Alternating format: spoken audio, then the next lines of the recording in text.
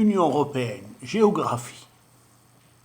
L'Union européenne se subdivise en deux grands ensembles. Le territoire continental, situé en Europe, et en raison de son passé colonial, des territoires extra-européens, répartis sur l'ensemble du globe, à l'exception de l'Asie. Les régions ultrapériphériques, dites RUP, cependant, certains territoires spéciaux des États membres disposent d'instituts dérogatoires qui les excluent de l'Union européenne, les pays et territoires d'outre-mer. L'espace continental est un milieu fortement anthropisé. Les principaux reliefs sont du sud-ouest au sud-est, la Meseta, les Pyrénées, les Alpes, où se trouve le Mont Blanc, plus haut sommet de l'Union, avec ses 4809 mètres, et les Carpates. Plus au nord se trouve la chaîne des Alpes scandinaves. Le reste du territoire se compose d'anciens massifs érodés, l'Armorique, les Apennins, les Alpes dinariques, etc., et d'un ensemble de plaines qui constituent les subdivisions de la grande plaine européenne s'étendant plus à l'est, hors de l'Union, jusqu'à la chaîne de l'Oural. Parmi les autres plaines de taille inférieure se trouve la plaine du Pô et la plaine de Pannonie. Celles-ci sont traversées par de nombreux fleuves, dont 6 dépassent les 1000 km, et parmi ceux-ci, le Danube qui dépasse les 2000 km de longueur, et le Rhin, relié entre eux et avec de nombreux autres fleuves à grand gabarit, constituent les plus importantes voies de communication fluviale européennes. Plus au nord, sur la péninsule scandinave, se trouvent deux des plus grands lacs de l'Union, le Vänern et le Saimaa, dépassant respectivement les 5000 km² et 4000 km². L'espace ultramarin se caractérise par son hétérogénéité géographique. La plupart des régions ultrapériphériques, dites RUP, sont insulaires, à l'exception de la Guyane, qui se trouve sur le continent sud-américain. Les autres RUP sont pour la plupart du nord de cette région, à l'exception de la Réunion, qui se trouve dans l'océan Indien. À noter la présence d'enclaves espagnoles sur le continent africain, Ceuta et Melilla, ainsi que d'autres petits territoires qui font partie de l'Union, quoique disposant d'un statut spécial. Administrativement parlant, l'Union européenne se compose de 27 États membres, ayant chacun leur propre subdivision territoriale. Toutefois, au début des années 90, la Commission européenne propose dans ses rapports Europe 2000 et Europe 2000+, une régionalisation relative aux dynamiques transnationales et rapprochements transfrontaliers au sein des États membres. 8 ensembles se détachent alors: l'ère des capitales, l'arc atlantique, l'arc méditerranéen, la diagonale continentale, la mer du Nord, les nouveaux Länder allemands et les régions ultra-périphériques. Cependant, compte tenu des élargissements de 1995 et 2004, cette régionalisation nécessite une actualisation en y ajoutant notamment l'espace baltique, en considérant l'Europe centrale et orientale. Enfin, le Parlement et le Conseil ont adopté un règlement visant à renforcer la coopération territoriale au sein des espaces frontaliers des États membres de l'Union européenne. Les groupements européens de coopération territoriale, GECT, qui ont été institués par le règlement CE numéro 1082/2006, ces GECT disposent de la personnalité juridique au regard du droit de l'Union, ainsi que de la capacité juridique la plus large reconnue aux personnes morales par la législation nationale de l'État membre. Les États membres.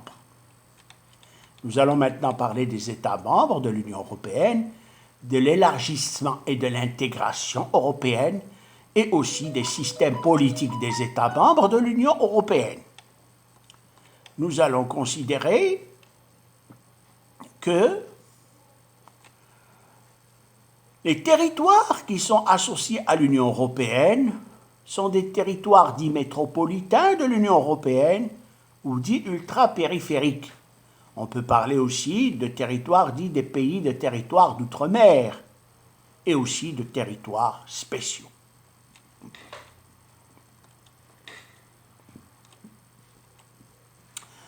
Concernant les régions ultra-périphériques, RUP, sont des territoires qui font partie de l'Union européenne tout en se trouvant en dehors du continent européen. Elles regroupent les 5 départements d'outre-mer DOM français, la Guadeloupe, la Guyane, la Martinique, Mayotte et la Réunion, ainsi que la collectivité d'outre-mer française de Saint-Martin. Les 2 régions autonomes portugaises, les Açores et Madère, une communauté autonome espagnole, les îles Canaries. Les pays et territoires d'outre-mer. Les pays et territoires d'outre-mer, encore PTOM, ne font pas partie de l'Union européenne, mais ils peuvent bénéficier de fonds européens de développement, de la Banque centrale européenne. Ceci regroupe un des pays constitutifs du Royaume de Danemark, le Groenland.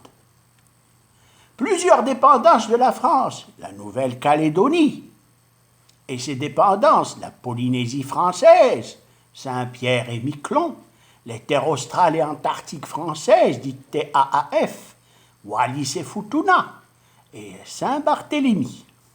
Plusieurs dépendances des Pays-Bas, comme Aruba et les territoires des anciennes Antilles néerlandaises, Bonaire, Curaçao, Saba, Saint-Eustache et Saint-Marin. Les régions à statut spécifique. Les régions à statut spécifique sont des territoires rattachés aux États membres où la totalité du droit européen ne s'applique pas. Leur statut est parfois proche de celui des PTOM, mais ils ne bénéficient pas des fonds structurels spécifiques alloués aux PTOM et aux RUP. Juridiquement, certaines de ces régions font partie de l'Union européenne et d'autres non. Régions à statut spécifique au sein de l'Union européenne. L'archipel d'Åland, État libre associé à la Finlande. La ville allemande de Bösingen am Hochen, enclavée en Suisse. Les villes italiennes de Campione d'Italia et les Vigno, dont la première est enclavée en Suisse et la seconde jouit d'un statut historique. Les villes espagnoles de Ceuta et Melilla, au nord du Maroc. La zone tampon des Nations Unies entre le nord et le sud de Chypre et de Jurée, Chypre du Nord. L'archipel des Ligolans, fiscalement détaché de l'Allemagne. La République monastique du mont Athos, région autonome de Grèce. Région à statut spécifique hors Union européenne. Les bases de souveraineté britannique, Akrotiri et Dekrelia à Chypre, l'île Clipperton, atoll français inhabité dans le Pacifique, les îles Féroé, pays constitutif du Royaume du Danemark, une partie du canal de Saimaa, loué par la Finlande à la Russie, les États candidats et les États dits candidats potentiels. La politique d'élargissement de l'Union européenne fait de l'Europe un espace plus sûr et plus stable. Elle nous permet de devenir plus forts, de promouvoir nos valeurs et d'assumer notre rôle en tant qu'acteur mondial sur la scène internationale. Selon M. Stéphane Füle, commissaire européen à l'élargissement et à la politique européenne de voisinage. Les pays européens ayant un gouvernement démocratique, possédant une économie de marché viable, ayant la volonté et la capacité d'appliquer les lois de l'Union européenne déjà établies et répondant aux critères de Copenhague et à l'article 49 sur l'Union européenne, peuvent prétendre à intégrer l'Union européenne. Les États candidats reconnus, les États ayant déposé leur demande de candidature et des États reconnus comme candidats potentiels à l'accession à l'Union européenne. On trouve l'Albanie, Macédoine du Nord, Monténégro, la Serbie, la Turquie. On trouve aussi les États dont la candidature a été déposée mais qui ne sont pas encore officiellement reconnus. La Bosnie-Herzégovine. Les États dont la candidature a été déposée mais la procédure d'adhésion a été stoppée. L'Islande, la Norvège, la Suisse. Et des États reconnus comme candidats potentiels mais n'ayant pas déposé de candidature, il y a le Kosovo et la Moldavie. Nous avons maintenant parlé de ces États, nous allons continuer dans le discours pour l'Union européenne. L'Union européenne reconnaît en 2016 6 pays qui ont déposé une candidature et ont été reconnus comme candidats officiels. Ces États ont entamé ou entameront bientôt le processus d'adhésion en adoptant progressivement les lois européennes afin de se rapprocher des critères requis. La Bosnie-Herzégovine, la Macédoine, le Monténégro et la Serbie font partie des pays issus de l'ex-Yougoslavie ayant vu leur candidature reconnue. Le Kosovo a un statut de candidat potentiel. La Turquie a soumis sa candidature dès 1987 et n'a obtenu le statut de candidat qu'en 1999. Cette situation doit autant à la difficulté à aligner le pays avec les standards de l'Union européenne qu'aux problèmes politiques entourant l'adhésion du pays. Pour sa part, l'Islande a obtenu son statut de candidat reconnu en moins d'1 an, mais l'a retiré en 2015. La procédure d'adhésion de l'Albanie a été présentée le 28 avril 2009 et le statut de candidat lui a été accordé le 27 juin 2014. La Géorgie, l'Ukraine et la Moldavie ont signé un accord d'association AA en 2014 et cette dernière devrait présenter sa candidature à l'Union européenne en 2015, prévoyant de faire du pays un candidat dès 2017 et un membre en 2020. Nous allons maintenant parler, ou disons, décrire le statut et les gouvernances de l'Union. On peut parler des traités constitutifs de l'Union européenne. Il s'agit du traité sur l'Union européenne de 1993 à 2009, du traité de Maastricht en 1992, du traité d'Amsterdam en 1997, du traité de Nice en 2001, du traité sur l'Union européenne de 2009 jusqu'à aujourd'hui et du traité de Lisbonne en 2007. Le statut. Au regard du droit international, l'Union européenne dispose de la personnalité juridique et son statut résulte d'un traité qui ne peut être modifié que par l'accord unanime de tous ses signataires, comme les autres organisations régionales, Mercosur, l'ASEAN, etc. L'Union européenne exerce ses prérogatives sur un champ géographique restreint. Cependant, elle dispose d'un rôle politique propre et d'un pouvoir de contrainte sur ses membres de façon plus importante que dans une organisation régionale classique. La nature de l'Union européenne fait débat parmi les spécialistes. Les États membres de l'Union européenne la distinguent nettement des autres organisations internationales. L'Union européenne a des aspects de type confédération, étant créée par traité et par des États qui ont le droit de la quitter.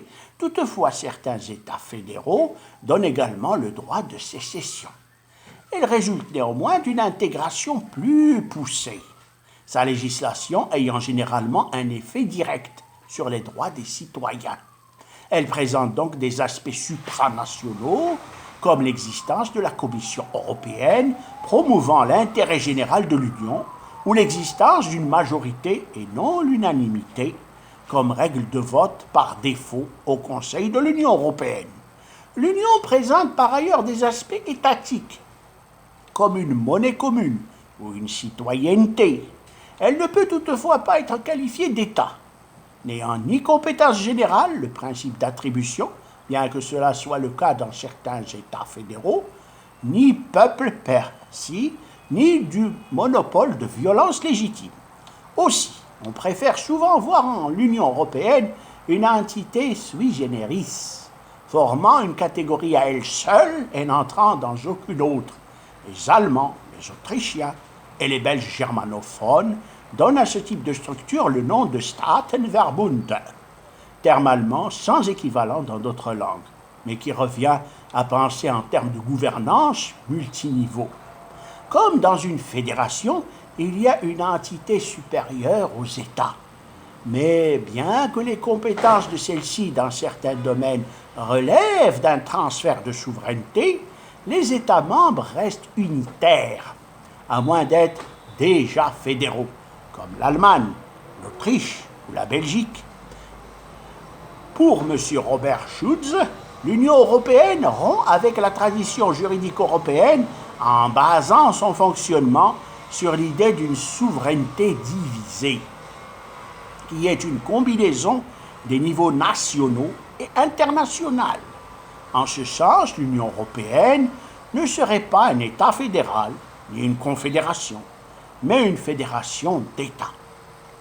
Au cours des années 2000, le modèle de l'Union européenne a inspiré la formation d'autres organisations régionales visant elles aussi une intégration politique poussée. L'Union africaine en 2002, l'Union des nations sud-américaines en 2008 et l'Union économique eurasiatique en 2015. La conduite de l'Union européenne a toujours hésité entre les voies intergouvernementales, où les États conservent l'ensemble de leurs prérogatives, et fédérales, où une partie de la souveraineté des États est déléguée à l'Union. Dans le premier cas, les décisions communautaires sont en fait des traités entre États et doivent donc être prises à l'unanimité. Ce modèle, proche du principe des organisations intergouvernementales classiques, est défendu par le courant eurosceptique, pour qui seuls les chefs d'État ont la légitimité démocratique pour représenter leurs citoyens. Ce sont donc les nations qui doivent contrôler les institutions de l'Union. Le second cas correspond au modèle défendu par le courant europhile des fédéralistes qui estiment que les institutions doivent représenter directement les citoyens et que les modalités de prise de décision au sein des institutions doivent être adaptées au fil des élargissements. La question de l'évolution de l'Union européenne est très discutée par les opinions et les gouvernements des pays membres. Après l'entrée en vigueur du traité de Lisbonne, le contrôle de l'Union reste hybride. Le Conseil est le représentant des États pour les décisions ne requérant pas l'unanimité. Les voix de chaque État sont cependant pondérées par leur poids démographique. Et le Parlement, le représentant des citoyens. Le mode de gestion de l'Union est donc aujourd'hui un des enjeux des luttes d'influence entre les différentes institutions européennes. Les compétences propres et partagées. Le traité sur l'Union européenne, des TUE, de 1992, fonde l'Union européenne sur 3 piliers. L'image du pilier s'est imposée au printemps 1991 sur le modèle du temple antique, romain ou grec. Le fronton, l'Union, soutenu par 3 piliers, donnant à l'ensemble sa stabilité et son équilibre. Les 3 piliers sont le premier pilier, le pilier supranational relatif aux politiques intégrées, la politique agricole commune, le PAC, l'union douanière, le marché intérieur, l'euro, etc. Les anciennes, comme les communautés européennes, la CECA, la CEEA et la CEE. Le deuxième pilier est un pilier dit intergouvernemental relatif à la coopération en matière d'affaires étrangères et de sécurité, appelé pilier de la politique étrangère et de sécurité commune. Le troisième pilier est un pilier intergouvernemental relatif à la coopération policière et judiciaire en matière pénale, appelé pilier justice et affaires intérieures. Les compétences diverses au sein des trois piliers, qui souvent se recoupent et se superposent, constituent un échevêtrement difficile à aborder, même pour les experts. Cette opacité pousse les États membres à donner mission à la Convention sur l'avenir de l'Europe de simplifier le fonctionnement des institutions.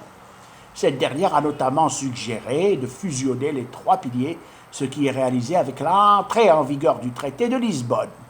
On peut toutefois continuer à distinguer les domaines selon que l'Union y exerce une compétence exclusive, une compétence partagée ou concurrente avec les États membres ou une compétence complémentaire d'appui ou de coordination. Les compétences exclusives sont décrites dans l'article 3 du TFUE. Les compétences partagées sont décrites dans l'article 4 du TFUE. Et les compétences dites de coordination sont décrites dans l'article 6 du TFUE. Nous allons maintenant essayer de passer dans un document concernant les institutions de l'Union européenne et de ses États membres qui sont des rapports de force et de relations. L'Union européenne est dotée de 7 institutions principales qui jouent chacune un rôle spécifique. Le pouvoir exécutif, le Conseil européen est le sommet des chefs d'État et de gouvernement des États membres. Il donne à l'Union les impulsions nécessaires à son développement et les grandes orientations de ses politiques.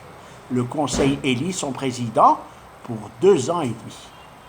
Il y a aussi, dans le cadre du pouvoir exécutif, la Commission européenne est le moteur de l'Union. Elle a un rôle co-exécutif avec le Conseil européen. Son président est élu par le Conseil européen pour un mandat de 5 ans et approuvé par un vote du Parlement européen. Il nomme 27 commissaires avec lesquels il est responsable devant le Parlement qui peut les censurer par un vote des 2 tiers. Et face au pouvoir que l'on a vu qui est exécutif, il y a le pouvoir législatif relatif aux lois concernant l'Union européenne. Le Conseil de l'Union européenne est la composante législative de l'Union, où se réunissent les ministres des États membres par portefeuille représentant les gouvernements. Le Conseil de l'Union est présidé à tour de rôle par le ministre des Affaires étrangères de chaque État membre pour 6 mois. Le nombre de voix d'un pays est plus ou moins fonction de sa puissance démographique, la population. Pour les décisions importantes, le traité de Nice, puis celui de Lisbonne, institue de nouvelles règles de vote, notamment la nécessité d'avoir une majorité qualifiée en faveur de la décision envisagée. La majorité qualifiée est atteinte si elle regroupe au moins 55% des États membres, représentant au moins 65% de la population de l'Union européenne. Lorsque le Conseil ne statue pas sur une proposition de la Commission, la majorité qualifiée doit alors atteindre au moins 72% des États membres, représentant au moins 65% de la population. Le Parlement européen a un rôle co-législatif avec le Conseil de l'Union et vote seul le budget. Ses membres sont directement élus tous les 5 ans par les citoyens des États membres. Les eurodéputés élisent leur président pour 30 mois, au début et à la moitié de chaque législature. Le pouvoir judiciaire. La Cour de justice de l'Union européenne garantit le respect de la législation et veille à l'uniformité de son interprétation. Elle regroupe 3 juridictions, la Cour de justice, le tribunal et le tribunal de la fonction publique, les institutions économiques et financières. La Cour des comptes est l'organe de contrôle de l'utilisation correcte et légale du budget de l'Union. La Banque centrale européenne est responsable de la politique monétaire et de la gestion de l'euro. Autres institutions. À côté de ces 7 institutions, on trouve 4 autres organes importants. Le comité économique et social, qui exprime les opinions de la société civile organisée dans les domaines économiques et sociaux.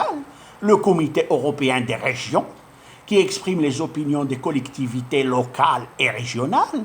Le médiateur européen, qui traite les plaintes des citoyens européens pour mauvaise administration de la part des institutions ou organes de l'Union.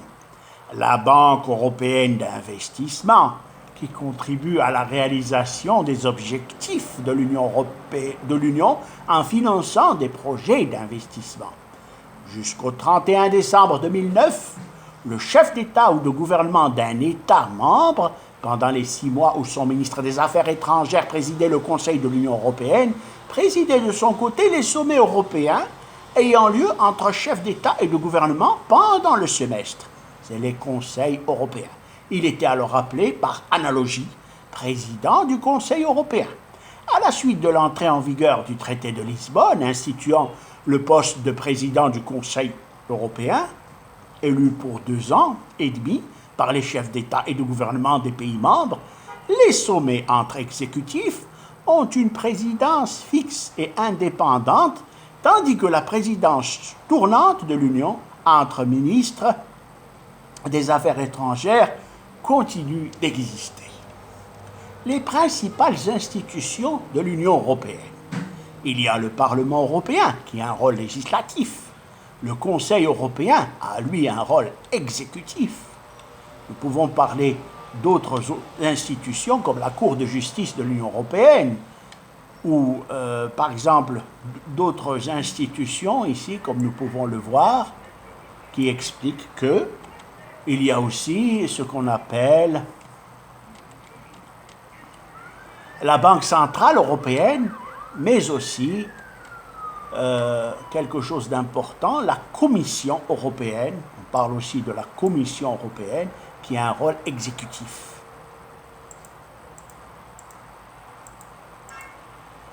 Le processus de décision. 2 principes guident les processus décisionnels de l'Union européenne depuis le traité de Maastricht de 1992. Le principe de subsidiarité, ne mettre en œuvre que les actions que les États ne pourraient conduire, et le principe de proportionnalité dégressive, privilégier les moyens d'action les moins contraignants pour les États membres. Ces principes font l'objet de protocoles annexés au traité d'Amsterdam de 1997. La procédure législative européenne, présidée par ces 2 principes, existe en outre sous 2 formes selon le domaine sur lequel il s'agit de légiférer. Relève de la compétence exclusive de l'Union ou bien d'une compétence partagée avec les États membres, dans les domaines où l'Union a des compétences propres, les domaines de l'ex-premier pilier. Premièrement, nous pouvons parler de la Commission européenne. Elle émet un règlement ou une directive. La directive, moins contraignante que le règlement, est souvent privilégiée en vertu du principe de proportionnalité. Deuxièmement, le Conseil de l'Union européenne et le Parlement européen adoptent ou rejettent les textes juridiques au Conseil de l'Union. Chacun des États avait un nombre de voix redéfini en 2001 par le traité de Nice pour déterminer l'adoption ou non des lois. Le traité de Lisbonne remplace ce système de voix par un système de double majorité qualifiée, basé sur la démographie des États. Troisièmement, si le texte est adopté, les gouvernements des États membres transposent cette législation dans leurs États. Ces transpositions sont ensuite vérifiées par la Cour de justice de l'Union européenne. Dans les domaines où l'Union a des compétences partagées, les domaines des ex-2e et 3e piliers, le Conseil de l'Union européenne prépare les réunions du Conseil européen. Deuxièmement, à l'issue de ces sommets, le Conseil européen rédige des conclusions qu'il adresse à la Commission européenne. Troisièmement, la Commission européenne émet un règlement ou une directive répondant aux demandes du Conseil européen. Quatrièmement, le Conseil de l'Union européenne et le Parlement européen adoptent ou rejettent le texte juridique qui traduit en action les orientations fixées par le Conseil européen. Cinquièmement, si le texte est adopté, les gouvernements des États membres transposent cette législation dans leurs États. Ces transpositions sont ensuite vérifiées par la Cour de justice de l'Union européenne. Dans le premier cas, la légifération dans un domaine relevant de l'ex-premier pilier, la Commission dispose donc d'un monopole de l'initiative législative. C'est l'alinéa 1 de l'article 293 du TFUE, après la révision de 2007. Il accroît encore l'importance de ce rôle. Il stipule que le Conseil de l'Union ne peut amender la proposition que statuant à l'unanimité. Le Conseil de l'Union ne peut s'écarter de la proposition de la Commission qu'à l'unanimité, ce qui confère parfois à la Commission un rôle de conciliation entre États membres. Dans tous les autres dossiers relevant des ex-deuxième, troisième piliers, la Commission partage le droit d'initiative avec les États membres. Dans les domaines où la Commission a le monopole de l'initiative, le Parlement et le Conseil de l'Union peuvent toutefois lui demander de légiférer. En outre, si le Parlement ne peut pas directement proposer de loi, il peut déposer des amendements assez émises par la Commission ou user de son veto. Il est à noter que dans l'histoire de l'Union, le Parlement acquiert un poids toujours plus important. Simple organe consultatif au départ, il a aujourd'hui acquis un pouvoir de codécision à parité avec le Conseil. Sa représentativité reste toutefois handicapée par un taux d'abstention important aux élections européennes, souvent supérieur à ceux d'élections nationales. En France, l'activité prélégislative de l'Union européenne fait en principe l'objet d'un système d'alerte du Parlement français, selon la procédure de l'article 88-4 de la Constitution de 1958. Nous voyons ici un hémicycle du bâtiment Louis Weiss du Parlement européen à Strasbourg, lors d'une séance plénière en 2014.